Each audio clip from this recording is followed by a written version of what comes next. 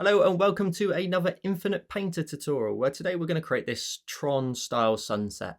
Now as always there's links to everything you're going to need in the description down below. There's different ways of adding a palette. You can download the palette file, you can add them in manually, and you can grab the colours using the information on the screen now or otherwise in the description again down below. So different ways of doing the exact same thing. As always, when you're done, make sure to subscribe to the channel, drop a like on the video, and when you finish, drop a comment and let me know what you thought of it. Thank you so much for watching. And with all that said, let's get started.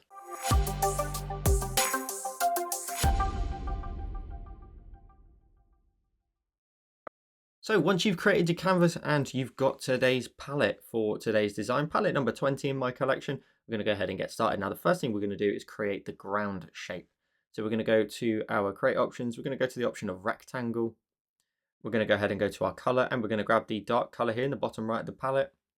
We're then going to go to our brush, and we're going to go to the option of fills. So we'll go to fills, solid fill, and then what we do with the rectangle is then filled in fully.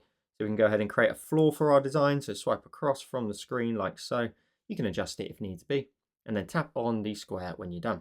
Now we've got our floor, we're going to add the grid texture to it before we then add in the background. So we're going to go to our color, and we're going to change it to this color here, the second color in the palette. We're then going to go into our brushes. We're then going to move into the textures category, and we're going to go to the standard grid. Now there is actually a change I need you to make here. If you tap on standard grid and then go up to your options here, we're going to increase the size of it. Then if we go into the texture tab and we take a look here at the texture, I've scaled it up to 1.0. Before that it was nice and sort of small, but I need it a lot larger. So I'm going to bring it up to 1.00, and that will increase your grid size. We're going to then create a new layer, and then on this layer we're just going to simply fill the entirety of our canvas with the grid. You can go back in, you can let go, you don't have to do it all in one movement as long as you fill it in with the grid. Then we're going to go ahead and go to our create options. We're going to go to the option of edit. We're going to go to the option of distort. We're going to bring the top node down so we can flatten it down to the ground. And then what we're going to do is we're going to need to zoom out of our canvas, because we're going to grab this bottom right node, we're going to stretch it all the way out to the right, and we're going to grab the bottom left node and stretch that all the way out to the left. And you're kind of looking for one line that's going to run through the center. So you can keep sort of stretching this out as far as you like. You know, you're going to get even more perspective the more you can do it. You're just looking for that one line between the top node and the bottom node here that is going to be your sort of center point for your design. And then hit the tick when you're done, and you should then have what looks like essentially a floor. Then what we can do is we can go to our little option here for our background, and we can tap on the color here. And if we go to the palette, we can grab this color here on the far right. So what I've done there for a moment is just allowed us to see where the floor ends and where the background is as well. Now talking of background, we'll create a new layer and we'll drag it underneath our floor. We're going to keep the same teal color. We're going to go to our brush though. We're going to collapse the grid down. We can go into the option of sprayers, and we'll move down towards the soft airbrush. I always pretty much tap on the soft airbrush and bring that opacity down, just because of how it works in this app, down to about 40 points. And from there, with a very large brush size, pretty much maxed out, we're just going to go ahead and go left to right. Now I'm zooming out a little bit because I need to go left to right, left to right. You can keep it nice and bright towards the bottom, that's fine, but just let that just get feathered up as it goes. By all means, use a gradient if you prefer that method. I like to be in control, build up the color where I want it. Sometimes the gradient doesn't do the best job in my opinion. And I'm just bringing up a tiny bit of color further up the screen, ever so slightly, and I'm just building it up, making sure that this line here is nice and blue. And then once we've done that, we've got a lovely little background color in place. We're then going to go ahead and we're going to tap on this layer and we're going to duplicate it. And we're going to move it until it sits above our floor. So move it up, drag it up. Now at the minute it looks a bit odd, but if you go ahead and we bring out our layers, for example, so if you swipe out this layer here that we've just duplicated and put above our floor, if you tap on it and you clip it to the ground, and then we just want to rotate it. So I want to use the gradient that I created at the top, not the bit that's at the bottom, because that wasn't feathered out in any way. So if you go to your edit options, go to basic transformation. If we flip it horizontally first and then rotate it round just to be triple sure, once you rotate it round enough and hit the tick, you then should see like a very, very light bit of blue here on the ground, and it's just reflective of what's above. Then what we're going to go ahead and do is create another new layer. It will clip itself automatically. You're going to want to go to your colors, and we're going to grab the first color in the palette. And we're going to do exactly the same. We're going to go left to right down here and create a bit of a glow using this sort of pinky red tone and blending it up across the floor. So you can get a little bit brighter down here. You can really sort of punch out the color a bit more, blend it across, blend it up towards that blue, and then keep the bottom nice and bright. A little something like that will do the trick. And if you want to, and you've maybe gone too far, you can just bring that opacity down. It's totally up to you. I'm going to bring mine down to about sort of 60% there on the opacity slider, just to bring it down a tiny bit. Then our grid is currently not the right colors or the right look. So we're going to tap on the grid first of all, and we're going to alpha lock it. Because what we now want to do is on the grid, using the exact same color we just did a second ago, we're going to go left to right, and we're going to introduce these lines down here where they fade from blue and in towards this pink. You're going to need to press quite firm here if you've got pressure sensitivity, or just keep going backwards and forwards until the pink lines that we've got here are now standing off of the ground a bit more, and blend that up if you can, just creating this lovely change in color. Now we're going to leave that like that for a minute in terms of the colors, but if we tap on this layer and turn off its alpha lock now, go to your eraser, tap on your eraser and make sure you go again to sprayers and the soft brush, soft airbrush. Make your brush size whatever you like, nice and large. What I want you to do is just blend out the horizon line a bit more. So I'm going to go left to right, keeping pressure nice and light. Again, if you don't have pressure sensitivity, you may need to lower your opacity down and keep going back over and over and over.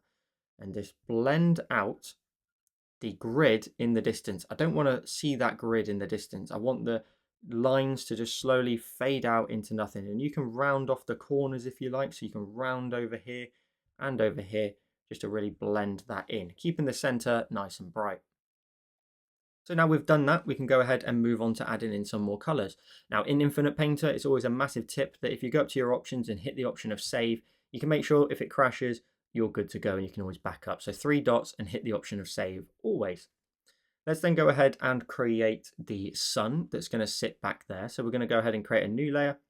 We're going to drag it underneath our ground. So we're dragging it down. We can move that back across if we like.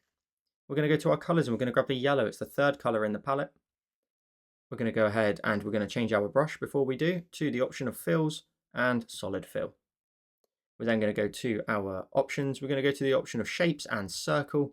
And because we've got fill turned on, we can drag from the center here and create a sun. Now I'm going to make it around about sort of that size, but I need to move it up. So I'm going to use this center line here of my design and then just move that up until you start to get a little bit of sort of the rounding at the bottom. So you've got a bit more shape because our mountains are going to somewhat block it. So we're going to move up to here. And then what we'll do is we'll tap on our circle tool when we're done. We'll tap on the layer and we will alpha lock it so we can't paint outside of it. We're going to go back to our brush and go to the option of sprayers yet again and the soft airbrush yet again. Change the color. I'm going to change it to the orange now. So it's the 4th color in the palette. I'm going to go left to right. And again, the brush is the same settings as before. So it's 40% opacity. So I can just build up the color as I like.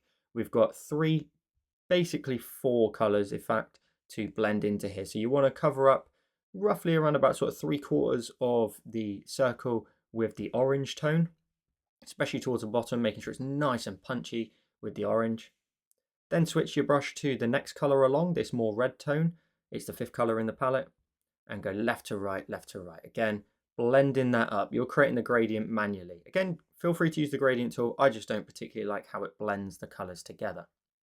Once you've got a gradient like this, then switch your color to the 1st color in the palette, this lovely pink that we use down here, and just add a little bit towards the bottom, just here. So we've got a transition between all of them. If you don't like your transition, again, you can go up to your create options. You can go to edit, you can go to filters, you can go to structure and blur, and you can swipe from left to right, and that will just blend your colors a little bit more. I've already done a somewhat good job there, so you can't really tell the difference, but you may be able to. Now, if we go ahead and we tap on this layer and we turn off the alpha lock, we now need to get rid of some lines through it. So I'm going to go ahead and switch to my eraser. I'm going to tap on the eraser and I'm going to go ahead and use the option here of calligraphy. And we're going to use the monoline brush. So what we're going to do is we're going to go to our size of our eraser and we're going to make it around about sort of 65, 70, somewhere around that mark. And what you're going to need to do is you're going to need to zoom in and we're going to slowly erase lines through and get gradually smaller. So I'm going to draw in a gap here. So I'm going to draw through here, hold my pen down at the end, it will make it nice and horizontal for me. If I tap anywhere, it actions that line, it's now done. if we go to our eraser size, we'll drop it down, and we're going to drop it all the way down to around about 50 now. We're going to leave another little gap, so roughly the same size as your brush is about to be. So roughly here, I'm going to draw in another line, hold my pen at the end to make sure it's nice and straight. And then I'm going to go to my brush again, bring that down. Now, the only thing I didn't do there was tap away. So if I go to my brush, you can see if I actually change the size of it, it's doing it dynamically for me. When you're done with your line, make sure to tap away, and then that's done. Then we can go back, change the brush size without affecting the line that we just drew. I'm going to bring it down to 30 this time, and I'm going to draw in another line. Now again, I'm slowly trying to make sure that the gap between the lines is getting smaller. I'll tap away again.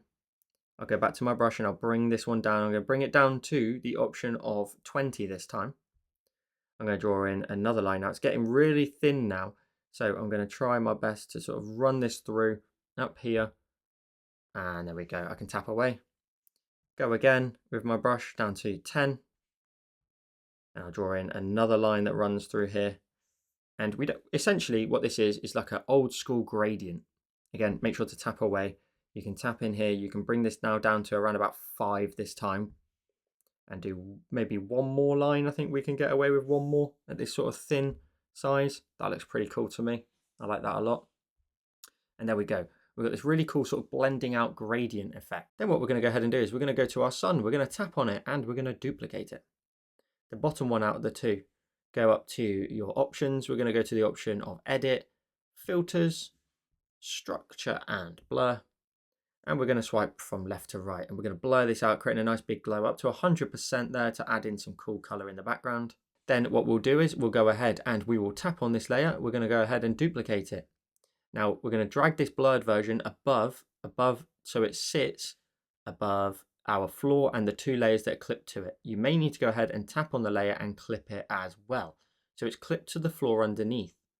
Then what we'll do is we'll go to our create options and go to edit. We'll go to the option of basic transformation, and we're just going to rotate this until it's upside down. Then drag it down until you start to see a reflection of your sun. So you can move this down, you can create a really cool glow in the ground like so, and hit the tick when you're done. Now that is a little bit too vibrant. So what I'm going to do is I'm going to first of all drag it underneath the blue and the pink layers we made before. So a little something like this. And then I'm also going to tap on the layer and just bring the opacity down a little bit, down to around about sort of 75%. That will just take away some of the edge of it a bit more, but you still get that reflection. Now we're going to create some mountains that are going to sit in front of our sun. So we'll tap on our sun here. We'll create a new layer. We'll go to our colors. We'll grab the color in the far right of the palette. It's the 6th color. It's the same as the background. We're going to go to our brush. We're going to go to the option of fills and we're going to go to solid fill. By the way, if you tap on the settings for solid fill, I do have mine set so that it is a little bit smooth. So you may want to do the same. It just helps keep the shape a little bit more smooth and less sort of jittery. As always, by the way, guys, make sure to go to options and hit save once you sort of complete a step. So let's get started then with adding in some mountains. They want to run up to sort of roughly up to here. So I'm going to start over here, create some really simple, wobbly, fun little lines that run down towards the middle. And you can go round to the left just to finish your shape if you want to. Then from there, I can go ahead and I can create the right side. So I'm going to change this one up a little bit, and I may change up that other side as well. I'm going to roughly sort of keep it the same height though. And you can see I came in a little bit more, and I want to do exactly that. I want to go ahead and I'll adjust this side a bit more, coming in towards the center like so. And then I'll do the same on this side again, just bringing that in a little bit more and having some sort of larger pointier peaks towards the center, just to sort of just frame our sun a bit more. So once you've got a little effect like this, we're going to go ahead and create a new layer, tap on it and clipping mask it to the actual mountains themselves. We're then going to go ahead and we're going to go to our brush. We're going to go ahead and change it back to the option under sprayers. So where's sprayers? Let's find sprayers. We're going to grab the soft airbrush, yet again, same opacity as before. But the color, we're going to grab the blue color, the 2nd color in the palette. Brush size, we'll make it a little bit smaller so we can be a bit more precise. So around about 500 now. And I'm going to go left to right, and we're going to sort of reflect the blue up and in towards the mountain from the bottom. So we're going to go left to right. And because we're clipped to the mountain, we can't step outside of it. And what you'll do is you'll slowly create this really cool lighting effect here. Now, if I bring the size down even more, down to around about sort of 200 now, I can go along that line and really brighten it up, kind of sort of blending the two areas together. I'm going to go along there, blend the two together. That looks really cool. Then on the same layer, we're going to go ahead and go to our colors. We're going to grab this color here, the first color in the palette. We're going to bring that brush size back up to around about sort of 300. And any edge that faces your sun, you're going to want to just lightly add in some of this color. You can see I'm being really, really light because you can barely see any change. But as I start to sort of build up the color, and especially here towards this edge, I'm going to go ahead and add some more pink every single time as I draw it in. I'm going to build up the color on that edge. I'm going to build up the color on this edge too. And you're always facing your light source. So when we add this color in here, it's coming from that light source. Add in a little bit more on here. We're going to keep it really simple. We're not going to sort of add in too much. Any edge again that faces that light source, add in some lovely pink onto it. And what I'm trying to do here is just in these little tiny peaks in the middle, just make sure that they've got some pink on them too. Little something like this. And you can make sure you go over them a couple of times just to add in a little bit more color. Then what we can do is we can go to our brush size, we can bring it right down to around about sort of 50 points, if not a little bit bigger than that, maybe up to about 80. And then you can zoom in and get nice and sort of bold here with your color and add in like a bright edge on these edges here. So anywhere, again, faces your light source, just sort of paint in a little bit of a bold, colorful edge, like so. And then do that on both sides. So you go along these edges here, along here, and you should start to see a little bit of a difference, a little bit of a brighter tone on those edges. There we go. Now what we can go ahead and do is we can tap on this layer and we can go to the option of merge, which is going to move it down and merge it into our mountains. Just like we did with the sun, we're going to duplicate it and reflect it in the ground. So we're going to tap on it, we're going to duplicate it, and we're going to drag it up above our sun. It's got to be above our sun, but underneath the teal and the option there. Now it's going to look a bit funky now, but if we tap on this option here and we go to the option of clip, it then fits in the stack correctly. And of course, right now it looks a little bit odd. So we have to go up to our create options. We go to the option of edit, basic transformation. We have to flip it horizontally first so that when we rotate it round and it continues to make its way round, when you do and you drag it down, it will then match up perfectly to the one above. And you can see there, you get a little bit of a reflection and you also sort of really boost out the colors a little bit more. So make sure it's also nice and in the center. You don't have a gap on either side. And of course, here it's looking a little bit too bold. You can see a little bit of the shape a bit too much and the sun's blurred out. So we need to just go up to our edit options. We need to go to filters, structure and blur. And here we can go ahead and just blur that out. And I'm only thinking a little bit, maybe up to about sort of 40%, just to sort of blur that out. In fact, 50 looks pretty good. We'll hit the tick when we're done. Now, one other change we want to make is, first of all, go up to your three dots and hit save, of course. Then our grid lines at the very top here that we created earlier, if we tap on them and we change the blend mode from normal now and we change them to color dodge, they're going to adjust based on the colors that are underneath them. And because we've got some yellows in here and some variation in where the color is sat, if we hit color dodge, it's then going to just change those lines to reflect what's above. And I think you get a much cooler effect, a little bit more of a reflective effect.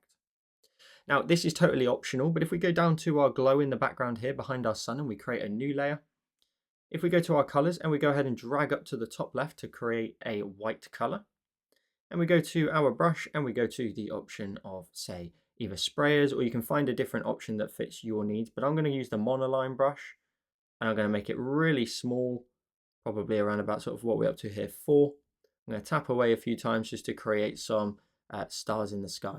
I'm going to keep tapping away, tap, tap, tap, tap, tap, creating small stars first of all. You can probably barely see those on the screen here, but you start off with a small size and then make a slightly larger size, so maybe around about sort of 7.5 here. And having 3, I typically find, is the best sort of way to balance out a night sky. You can have 3 different sizes, a small size, a medium size, and then a larger one. And it just helps fill out your sky a little bit more because you've got variation in the sizes. So we can do a few up there. We can then go to our brush and change it up again, maybe up to 12 now, and then create some of your larger ones. So you want to keep these ones a little bit sort of little more scarce. You don't want to add in quite as many. A little something like this. You can maybe add 1 or 2 down towards the bottom. You can then tap on that layer and duplicate it. And the top one or bottom one, in fact, we'll do the bottom one just as always. So the bottom one, out the two, go up to your create options and go to edit, filters, again, blur. And then when you go to blur, you'll give all your little sort of dots there a little bit of a glow in behind. And it's a balance here of trying to find what is the best amount of blur to add. A little bit only gives you a small glow. If you go too big, you've blurred it out too much and you actually lose the shape. So I'm personally going to go up to around about sort of 40% here and hit the tick when I'm done. And all those little dots now have a little bit of a reflection. Again, these are optional. You can turn them off if you like the simplicity of this variation. It's totally up to you. I think it looks pretty good with it. And I'm going to go ahead and I'm going to pinch with 2 fingers to go full screen. I'm going to go full screen with 4 and we end up with today's finished design. So I hope you enjoyed today's tutorial. As always, please do me a favor by dropping a like on the video, drop a comment down below if you enjoyed it, and make sure to, of course, share your finished designs with me over on Instagram by tagging me in your finished creations over there. And make sure to subscribe to the channel for future videos. Thank you so much for watching, and I'll see you in the next one.